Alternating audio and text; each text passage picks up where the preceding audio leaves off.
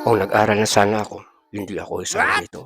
O isa na sana akong doktor o pulis o attorney o abogado o general o seaman o marine o piloto.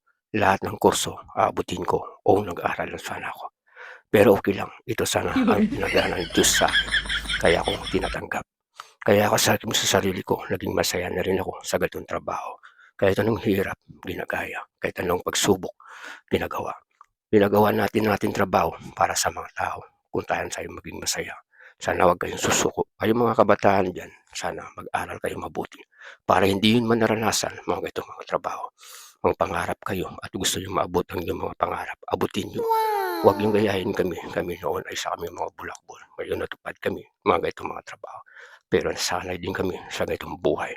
Naging masaya rin kami at hindi kami malungkot sa mga ginagawa namin araw-araw. Nagpapasalamat din ako sa mga ganitong bagay lalo na sa mga ang aming mga ginagawa at hindi ako susuko at maraming salamat. Thank you very much sa inyo lahat.